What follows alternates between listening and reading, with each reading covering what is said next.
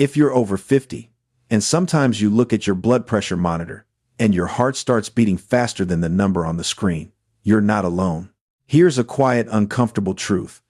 Many people focus only on lowering the number, but forget the place that can quietly hold pressure every single day: the legs. When you sit too long, when your legs feel heavy, when your ankles look a little swollen, it can be harder for blood to travel back up to the heart. So the heart may push harder to compensate. And without noticing, your whole system stays tense. In this video, I'll guide you through a simple 3-step sequence. It starts with one standing move for just 30 to 60 seconds. Then we shift into 2 very gentle movements lying down. No equipment. And you can use a chair or a wall for support. Done correctly, many people notice their body feels calmer and lighter within minutes. But there's one common mistake that can make people feel dizzy or even drive pressure in the wrong direction.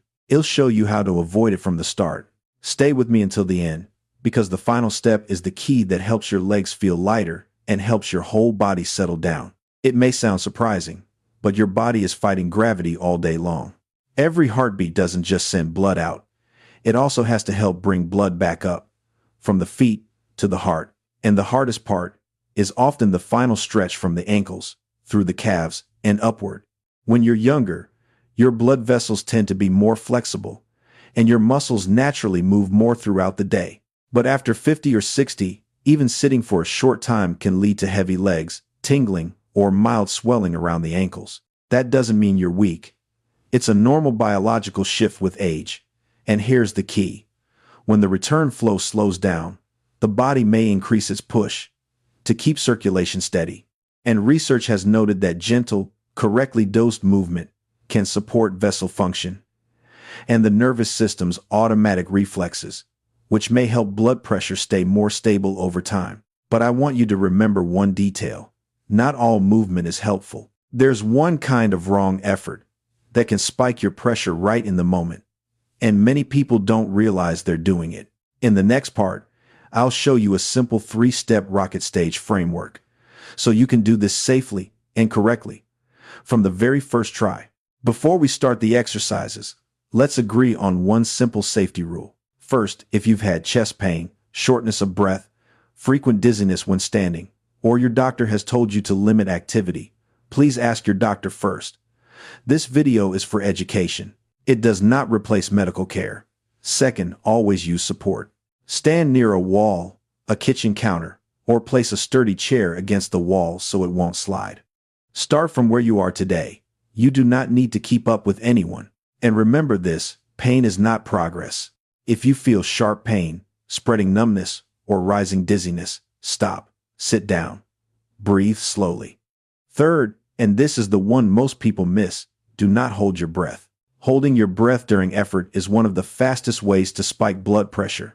It's like your body closes a valve for a few seconds. The fix is simple. Breathe out as you lift. Breathe in as you lower. Keep your face soft. Keep your shoulders relaxed. If you follow these 3 rules, the 3-step sequence you're about to do will feel safer and much more comfortable. And if you're still with me right now, comment 1 so I know you're serious about your health, and I'll share extra safety tips for beginners. Now, let's begin with exercise #1, the calf pump. Simple, but incredibly important. Exercise #1, the heel raise calf pump. It's easy to recognize. You stand tall and gently lift your heels up and down, like a small, calm tiptoe. Your calf muscles are often called the body's second heart, because when they contract, they lightly squeeze the veins in the lower legs and help blood travel back up toward the heart. Research has noted that gentle contract and release movement like this can support peripheral circulation and may help the nervous system settle into a calmer state. Here is the safest way to do it. Stand near a wall or behind a sturdy chair. Let your hands touch lightly just for balance. Feet hip-width apart. Eyes forward. Breathe in. As you breathe out, lift your heels slowly for about 2 seconds. Not high, just comfortable. Hold for 1 second. Then breathe in and lower your heels slowly for about 3 seconds, like you're braking smoothly. Do 10 to 15 repetitions. If standing feels unsteady, do the same movement sitting on a chair. Feet flat on the floor and lift the heels up and down the same way. Japanese daily life integration. Do this while brushing your teeth, while waiting for water to boil, or during a quiet moment in the kitchen. One key tip: don't bounce. Don't hold your breath. Don't tense your shoulders. If you feel a calf cramp, reduce the range and go slower. Next, it'll show you how to move from standing to lying down. Without getting dizzy, this is the step many people get wrong. Now, we come to the posture change. It sounds small, but for many people over 50, this is the moment dizziness happens most often. Why? When you're standing, your blood is already distributed with gravity. If you bend down quickly or drop into a seat, your body may not adjust fast enough. So, for a few seconds, pressure can dip, your vision can dim, and you may feel lightheaded. That doesn't mean you're weak. It often means the body's regulation reflex is simply slower with age. Here are 2 safe options. Choose the one that fits you today. Option A, on the bed. Sit on the edge of the bed, feet on the floor. Take 2 slow breaths, then gently roll onto your side like you're turning over. Bring your legs up onto the bed. If your lower back feels sensitive, place a thin pillow under your knees. Option B, down to the floor, using a chair. Place a sturdy chair against the wall. Stand beside it. Lower yourself onto the chair slowly. Pause for 1 breath. Then place 1 hand down, kneel onto 1 knee, then both knees. Only then, sit down and roll onto your side. Remember this: slow is safe. If you feel any dizziness, pause in the position you're in and breathe evenly. Next, once you're lying down, do exercise #2, the glute bridge, a powerful path opener, but incredibly gentle. Exercise #2, the glute bridge path opener. You'll recognize it right away. You lie on your back, knees bent, feet planted on the floor or on a firm bed, and you gently lift the hips, creating a small, low bridge. Why it works? The glutes are one of the largest muscle groups in the body. When they activate correctly, they help wake up the hips and thighs, areas that often go quiet from too much sitting. This movement also turns on the back body chain, which can support circulation and helps the lower back stop overworking. And research has noted that rhythmic, large muscle contractions, paired with calm breathing, may support healthy vessel reflexes and help the body shift into a more relaxed state. How to do it? Lie on your back. Feet hip width apart. Heels about 1 hand length from your hips, arms by your sides, palms down. Breathe in. As you breathe out, gently squeeze the glutes and lift your hips slowly for about 2 seconds. Only lift to a comfortable height, no need to arch the back. Hold for 1 second, then breathe in and lower slowly for about 3 seconds. Do 8 to 12 repetitions. Easier option: use a smaller range or place a pillow under the hips for support. Japanese daily life integration. Do it right on the bed before sleep or in the morning before you even stand up. Quick tip: if your hamstrings cramp, slide your feet a little farther away and lift less. No pain is the goal. Next, do exercise #3, a gentle ring out for the thighs and knees to complete the 3-step sequence. Exercise #3, the slow bicycle while lying down. You'll recognize it. You stay on your back, but instead of lifting the hips, you gently move the legs, like slow cycling. And if lifting both legs feels too hard, you can simply bend and straighten 1 knee at a time on the bed. You'll still get the benefit. Why it works? When the knee bends and extends rhythmically, the thigh muscles act like a soft sponge. They gently squeeze and release, helping fluid and blood move more evenly. At the same time, the knee joint gets lubricated by movement without carrying your full body weight. And research has noted that light, rhythmic motion can support circulation and reduce the feeling of stiffness in older adults. How to do it safely? Lie on your back. Keep breathing calmly. If you can, lift your feet just 2 to 4 inches off the bed and pedal slowly. Each circle takes about 2 to 3 seconds. Do 20 to 30 seconds, rest for 10 seconds, then repeat 1 more time. If you can't lift your legs, keep your heels on the bed. Slide 1 knee toward you, then slowly extend it back out. Switch sides. Do 10 each leg. Japanese daily life integration.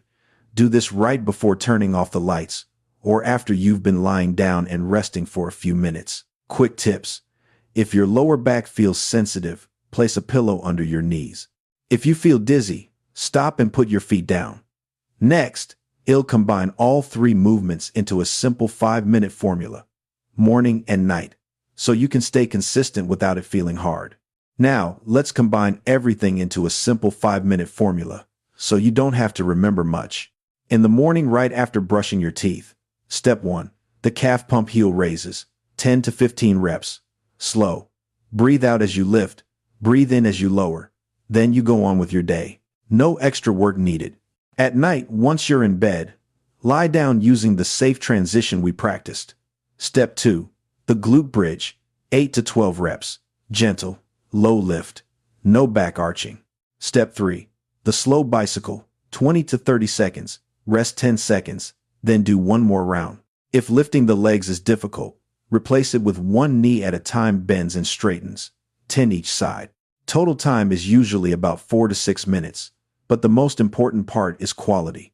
When you move slowly and breathe evenly, your body receives the right signal, circulation becomes easier, the nervous system softens, and sleep may feel calmer too. A Japanese-style habit tip. Attach this routine to something you already do. After brushing, I do heel raises. Once I'm in bed, I do the 2 lying movements. When it's linked to a habit, you don't need willpower. And try this. After the night routine, place a hand on your chest and take 3 very slow breaths. Many people are surprised how clearly the heart rhythm and the whole body begin to settle. Next, it'll show you the 3 most common mistakes that can block results or even make you feel worse, and once you avoid them, everything changes. Now let's cover the 3 most common mistakes. If you avoid these 3, everything feels different. And most importantly, it stays safe.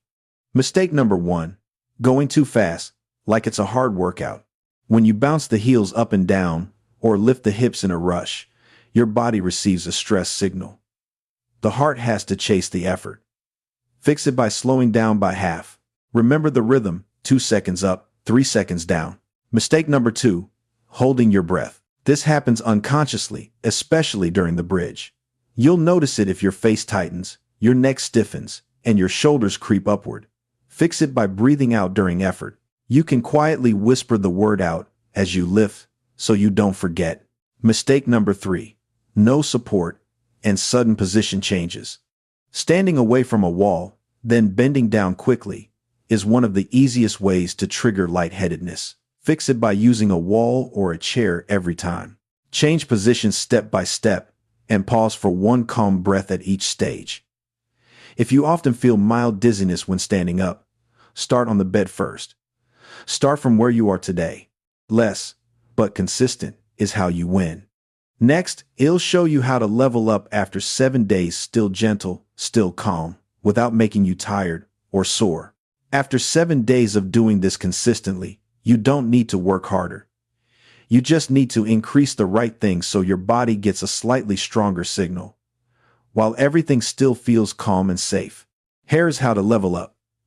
For the calf pump heel raises, keep the same slow rhythm but add a longer hold at the top. Lift, hold for 2 seconds, then lower slowly.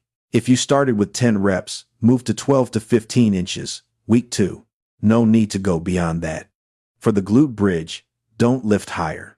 Instead, add 1 extra breath at the top. Lift, hold, and gently breathe out 1 more time, then lower slowly. You should feel it in the glutes, not in the lower back. For the slow bicycle, keep the time at 20 to 30 seconds, but make the circle smoother, slower, and don't pull the knees too close to the chest. And here's the sign you're doing it right. After the routine, your legs feel warmer, lighter, and your breathing feels slower.